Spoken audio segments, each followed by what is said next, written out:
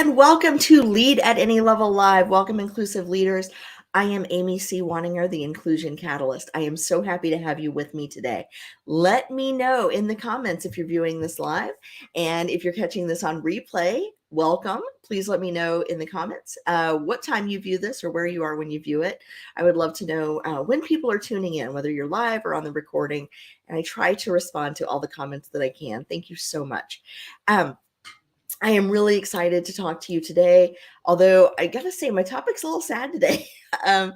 We have been seeing multiple layoffs in the tech sector and elsewhere for reasons that are a little confusing to me, frankly. I think maybe companies just overstaffed and, they were growing and growing, and now they're not growing, and so they're laying off. But I wanted to talk a little bit today about my own layoff story and my experience working in tech right after the Y2K turnover. And so this is a story that I tell a lot on stage, at conferences, at corporate events, and in trainings, because I think it helps people understand why I'm so passionate about teaching people to be change responsive versus just teaching people about an individual change that's happening. And there are a few devastating changes in your career, and one of them is certainly a layoff. So if you've ever been laid off, if you are in the middle of a layoff, if you're worried about a layoff, or if you are a survivor of a layoff and you've seen your colleagues, depart, this show is for you today. So as a reminder, this is Lead at Any Level Live. I'm here every Monday at noon Eastern on Facebook, LinkedIn, and YouTube. And the replay is always available on my YouTube channel, or if you want to dig through my social media feeds, you can find it there. But I want to welcome those of you who are here. If you're just joining, please let me know in the chat who you are, where you're from, where you're watching. I would love to know that. And if there is any if you have a layoff story that you're willing to share. Hi, Loretta. Oh my gosh. Loretta, it's so good to hear from you. I have missed you so much. Loretta Smith and I worked together after one of my layoffs, actually, which I'll explain in a minute. But Loretta, it's so good to see you. Loretta and I worked together at a company called Fusion Alliance, where I was a consultant for a while, and I'll tell you a little bit about how I got there. It's all part of the story that I want to share with you today. So Loretta, thank you so much for tuning in. And if anyone else is here, whether you're watching live right now, noon Eastern on Monday, or you're catching the replay, let me know that as well. I would love to hear from you. So I do this course of this program that I call Panic to Purpose. The short version is called Moving from Panic to Purpose. It's like a 60 to 90 minute workshop that I do at conferences and for companies, lunch and learns, that kind of thing. And then I have a much longer full day program, or, you can kind of divide it up over several sessions, several Zooms over a few weeks, 6 weeks, I think, called The Journey from Panic to Purpose, which is a much longer dive into this program. And the reason I have this program, let me back up just a little bit and explain. I am a ProSci certified change practitioner. And that means I went through this multi-day, super rigorous course through ProSci International, and am certified to roll out changes in organizations, right? To have that qualification. I know how that works. I know how to do, the people side of implementations, and kind of, do all of the mapping around stakeholder analysis and all that stuff that we do when we're pushing a change out into an organization. But there's a place where I think that the change management practice falls a little short. And that is, the change management practice is very change focused. So for example, if you were rolling out a new HR system in your company, you would start with, what are the impacts of the system? Who's using it? How will they be affected by this change? And then you start doing, some mapping around who's affected, how are they affected. You kind of put people in groups. I'm way oversimplifying this, but then there's this process that you go through. Awareness, you create awareness so people know about the change. You create desire so they want to be a part of it. You give them the knowledge or the training that they need so that they can actually engage with the thing that you're changing. Let's see, ADKA. A is, I think, ability. I'm sorry, it's been a while since I took this training. And then R is reinforcement. So reinforcement is about constantly telling them again, this is happening, this is coming, here's when, all of that. And it's a proven methodology and it is fantastic, but it's change focused, not people focused. And it is dealing with people in the change. But what I'm talking about is if you have 100 people in your organization that are affected by change. Let's say you have an organization of 100 people, just to keep the numbers easy, and you are managing a change about a new HR system, and you're managing that it's time for open enrollment, and you're managing that your financial reporting processes have changed, and you're managing that you are reorganizing your departments, and you're managing a change around a bunch of new hires, or you're implementing a new intern program, right? That's like 6 changes. You're managing that as 6 independent changes. Maybe there's some interrelation there, but your employees are experiencing that as 6 changes they've got to deal with, maybe all at once. They have to mentally process that. And then, oh, by the way, there's all this change outside of work, right? They're dealing with change at home. They're dealing with change in society. They're dealing with change in culture. They're dealing with all these other things. And it's a lot. And change is one of the biggest factors in how we experience stress, how this affects our health. So I'm trying to make this quick, but there's a lot here. So here's the thing. I was talking about layoffs at the beginning, and layoffs are a huge change, both for the people who are affected by the layoffs, the people who are let go from a company, but also for the people that remain. And um, obviously, if you've just lost your job, that is devastating or can be devastating. And I've been there. I started my own tech career. A lot of you don't know, I used to work in tech. I started my own tech career in 99. So right before the Y2K, rollover was to happen. And I started in tech because there was a big demand for people in tech. I got my computer science degree and I went to work solving, fixing those 2-character years into 4-character years, transforming them so that, everything wouldn't break on January 1st, 2000. Well, what happened is companies really staffed up for that. And when we finished it, when the world did not end because the computers crashed or would have crashed, then there wasn't a whole lot of work left for us to do, right? They didn't know what to do with us next. So a lot of companies let their tech people go. And then what happened was, well, there were all these tech people with degrees and no job and a lot of skill and a lot of talent. So they started forming their own companies. And there was, of course, 9/11 happened and there was a whole lot of stuff that happened in the early aughts, right? So there was a lot of up and down in the tech space. Companies would staff up, the project would go out, they would lay off. Companies would staff up, their venture capital would dry up, they would lay off. Companies would staff up, they would lose their major client, they would lay off. In some cases, companies would staff up and their accounting firm would be investigated for securities fraud and they would be put out of business and laid off. And I had every single one of those things happen to me in the early 2000s. So when I tell you I'm coming from a place of knowing exactly how this feels, from my perspective, believe me, I know. And the first time I actually got laid off, the first time I was actually called into an office and told, you don't have a job anymore, when I didn't see the writing on the wall and make my own moves, I was about 2 years out of college and I was about 6 months pregnant. And I don't know how many of you have ever tried to do a professional job search at 6 months pregnant, but it does not go well at all. There were many times I walked into a hiring manager's office, an interviewer's office. They reached out to shake my hand. They looked down, they saw my baby bump, and they literally said, I don't think this is going to work. I don't think the timing is right for you for this position. Now, you probably know that's illegal. I know that's illegal. I'm sure they knew it was illegal, but it didn't change the fact that it was hard to find a job when I was visibly pregnant. Now, I did finally land a job, but let's think about that for a minute. I'm just a couple years out of college. I just gotten my first house. I had just gotten married. I had a baby on the way. I thought I had made it. I thought I was a real official grown up and I didn't, have to worry about, making a hot dog last 2 meals kind of thing, right? Like I was out of college and I was past that kind of, college poverty phase that we go through when we're not independently wealthy. And I really thought I had made it as a grown up. And I had this great job in tech and I loved it, right? I was a developer. And all of a sudden, all of that was kind of gone, right? My paycheck was gone. I didn't have money saved. I was starting my life and we had, put money on a new house and I had a new car and I had a baby coming.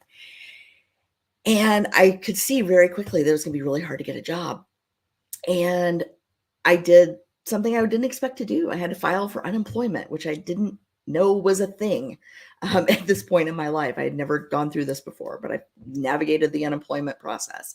I was off work for about 2 months. And I did finally get another job, thank goodness, just in time for me to have my baby. So I had health insurance, but I did not have maternity leave. And it was scary. It was really scary because I was worried about what was going to happen. Would I lose my house? Would I have to sell my car? What would happen to my marriage? What would happen with my baby? Like there was a lot of stress there. And it wasn't long in my new job before I think about 8 months. I was in that job about 8 months. And about a year, and I got laid off again because that company got purchased and my position was eliminated. I was made redundant, so I was gone. And then there was another one where I was hired into a firm and the firm lost its major clients in the time between when they hired me and when I started my job. Clients went away. So I sat there for a couple months and realized like I'm not going to have a job. So I had to keep looking. And this kept happening. The cycle kept repeating. And every time I would get called into my manager's office for any reason, right? Hey, come see me. I need to talk to you. I was sure that the other shoe was going to drop. I was sure that I was going to be laid off. And a lot of times I was right. I did actually get laid off. And one of the times that this happened, I was working for a small software company here in Indianapolis. And a bunch of us got pulled into a conference room and we were told, hey, we are going to offshore all of our development work to India. And you developers will not be here in 6 months. But if you stick it out for 6 months, we'll give you a nice severance package. And if you choose to leave now, no hard feelings, we understand. And here I am devastated, right? So I went back to my desk and I sat there and I was trying not to cry. And I hear some guys next to me who were on my same team, who were developers like me, who had just been told they lost their job. They're laughing. They're so happy because they're going to stick it out 6 months and take that severance money and invest in a business idea they had. And there was a guy a couple rows over, and I hear him on the phone with a recruiter saying, yep, you know what? Lost my job again. What do you have for me this time? And I realized like they weren't shaken up by this. They weren't devastated. And I thought, well, it's easy for them, right? They're not pregnant. They're not just out of school. They've got options. They've got networks. They know what their marketable skills are. And then I stopped and I realized like a couple of years had gone by. I wasn't pregnant anymore either. I had a pretty good network because I'd worked a lot of places by this point and I'd done a good job at all of them, I think. And, I knew what my marketable skills were. And I realized that even though my context had changed, my mindset hadn't. And I sat down right then and started to work on a plan. What was I going to do to not be in the same spot 6 months from that moment? To not 6 months from then, not have a job and not know what I was going to do. Because one of two things was going to happen. Either I was going to bail, right, and go find another job and potentially be right back in that same spot, or I was going to stick it out with that same company for 6 months and then not have a job. So one of two ways I was probably probably setting myself up for this cycle all over again. And the process that I went through, I'm actually going to give to you. It's pretty simple. I have a free workbook. You can see it scrolling down on the bottom. Actually, let me make it stop scrolling for just a second so it's easier. Hold on. Here we go. All right, here's the link. Hello, computer. You can download this for free. This is absolutely a free thing. I'm not even taking your email address. If you want it, if this will be helpful for you, take it.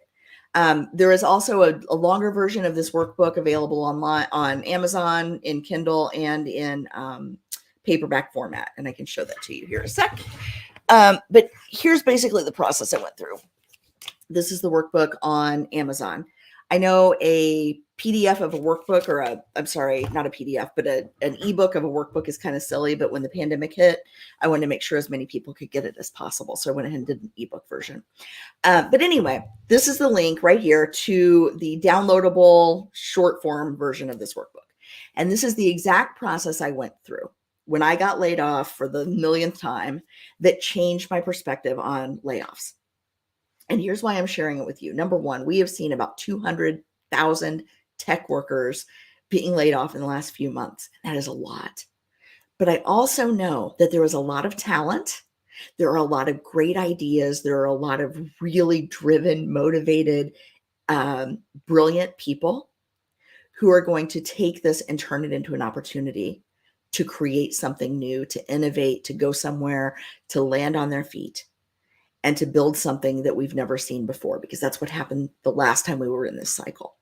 Now, here's what I did. I sat down and I thought, okay, what am I going to do differently?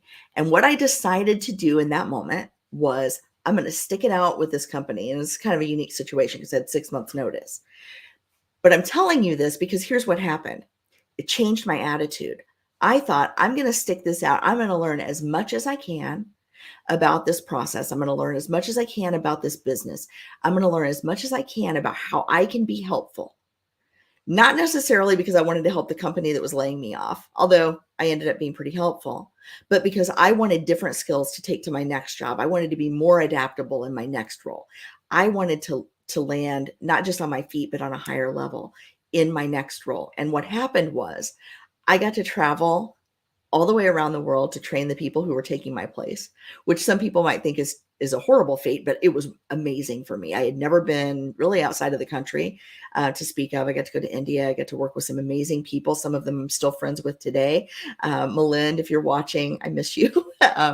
There were so many amazing people there, and they were just wonderful. And I was so excited to get to know them. So Melinda, Ajay, Siraj, there were so many of you. Joseph, I adored you all. But the other thing that happened was because of my attitude and because I showed a willingness to learn, I didn't get laid off in 6 months like the other developers, a lot of them did. I got moved into a different role. I got moved into an analysis and design role, which is kind of a level of abstraction up. And I got taught how to do that job. And then I got groomed to be the manager of that team. And I got to build a team of people that were just amazing. And then do you know what happened to us? The whole team got laid off. No joke. The company I was at kind of changed direction a lot. And so they decided they didn't need our team anymore, which is fine. And it was interesting because I kind of knew that this was coming because I saw a pattern emerging, right? And so I was actually able to I think within like 3 business days or 4 business days, get another job that I'd already been interviewing for. And I was able to help people from that team get jobs as well because I was already on my feet somewhere else. So I was able to kind of pull them along. And some of them came to work with me at the new company, and some of them went to work other places where I had connections. But I was able to help several people get a new job. And I did this through my network and, just kind of predicting the future a little bit and knowing kind of what was coming. But here's the thing, that moment where I changed my perspective about the change that was happening to me, right? Same stimulus, different response, changed my whole career, because it was from there that I got into leadership roles. It was from there that I went into consulting. It was from there that I went to a Fortune 100 company and moved up management ranks. And all of that was because of that one decision I made. And I made that decision working through a process very similar to the one that's in this workbook that I'm giving you for free. So if you are on the, pardon me for saying this, but on the shit end of a layoff, just know that you can survive this. It will not always be easy. There are people who are willing to help you. There are tools available to help. There is life on the other side of this, even though it feels rotten. And I hope that you have the space and grace you need to make a good decision about what's next for you. If you are on the surviving side of a layoff and the people around you or the teams around you or people in your company are no longer there, but you're still there, I want you to tune in every day this week at 4 p.m. Eastern. right here on my LinkedIn, Facebook, or YouTube channels. And here's why. I'm going to share this week 5 tips that you can, for you as a survivor of a layoff or as somebody who has right now a stable job, 5 ways you can help colleagues or friends who have been laid off, 5 ways you can help them land on their feet. And so this is something that I want to do because I really want to pay this forward from when I was in this position so many years ago. Not just to let you know how important it is that you take charge right now of your future, but also how important it is that you reach out and help those who are struggling right now. So that's what's coming up this week on Leader Tips every day at 4 p.m. Eastern. On Thursday, you will want to tune in right here, wherever you're watching this, LinkedIn, Facebook, or YouTube. Let me figure out who I'm talking to on Thursday. On Thursday, I am talking to Eric Thomas at Genesis. Genesis is a technology company. They do, I think it's call center technology primarily, incoming call technology. And he and I are talking about the importance of employee voices in building an inclusive workplace. So you won't want to miss that Thursday at noon Eastern. On Friday, that same video podcast that I'm going to release on Thursday, on Friday, that podcast will be available as an audio podcast under Living Corporate's podcast. So wherever you get your podcasts, you can do a search for Living Corporate. And you can find us there. We're always the Friday show. Now, again, if you are experiencing a layoff, if you're in that position right now, go download this free workbook. There is absolutely, I don't even want your email address. I just want to give this to you as my gift, as somebody who's been there. If you are a survivor, if you're in this work, if you're watching people around you struggle with a layoff, please tune in every weekday at 4 this week. If you work for an organization where people struggle with change generally, here's what I was going to say earlier about the change methodology. Change methodology from an organizational change perspective says we need to manage all of these changes, top down, push them out. The approach I use is help your workers be resilient, help them understand how they respond to changes generally and individual changes in particular, what their triggers are, and how they can start to work through this same process that I went through so that no matter what the change is, they can adapt and adopt very quickly, making your workforce more resilient. And if that's you, if you have an organization that would like to have a more resilient workforce, I invite you to schedule time on my calendar at workwithlaal.com, or you can find it at leadatannylevel.com. Just hit the schedule time with me button, and we can set up some time for bringing this program, either the short version, moving from panic to purpose, or the long version, the journey from panic to purpose, into your organization. So whatever dozens of changes your employees are dealing with right now, whether it's a reorg or a new finance system or a new intern program or a change in company direction or whatever the many changes are that they're dealing with, we can help them be more resilient so that you can minimize unwanted turnover during change, keep your employees and keep them engaged for the long term. That's all I have for this week. Thank you so much for sticking with me a little bit longer than normal. Let me know again in the comments if this is something that's relevant for you. And Jane Finch, thank you so much. I'm going to just put this up real quick. Jane says, great session for the current times. I love that you're covering both sides of the situation. You know, this is something that's really important to me, that we look at problems and solutions from every possible angle, because honestly, we're all in this together. And the more ways we can find to help each other, the more help that's going to be available to us when we need it. So thank you, Jane. I really appreciate that. That speaks to my heart. Thank you, truly. So let me put this back up. If this is something that you'd like help with in your organization, let me know. I will see you right here on Monday at noon Eastern next week for another edition of Lead at Any Level Live. Thank you, inclusive leaders. Make it a great week.